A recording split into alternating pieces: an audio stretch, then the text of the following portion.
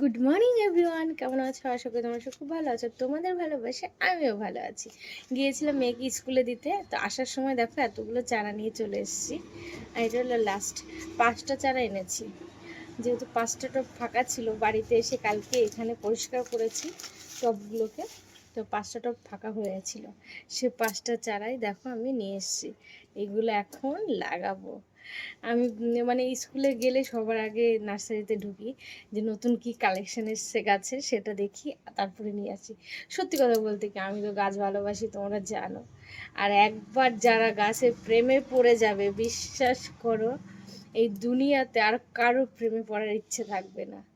মানুষ বলো, পশু বলো, যাই বলো, যারা একবার গাছের প্রেমে পড়ে যাবে আর কোনো কিছুর দরকার হবে না জীবনে।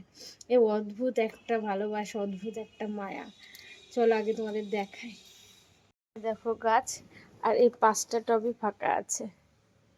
এই 5টা আমি লাগাবো। আগের দিন তো দেখেছো কামরাঙা এনেছি অনেক, তারপরে গন্ধরাজ লেবু এনেছি। তো শীতের সিজনের তো কিছু লাগাতে হবে না, ওর জন্য 5টা ফুল নিয়ে আসলাম। যাই হোক, লাগাবো।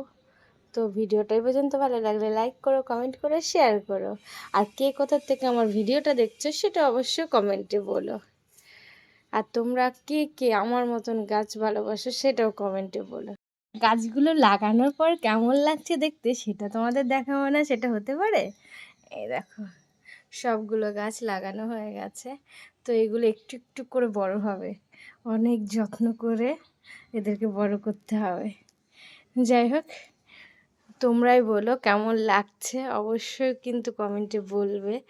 আর এইগুলো কি ফুল, বড় হলেই তোমরা দেখতে পারবে, এখন তো কিছু বলবো না, সারপ্রাইজ।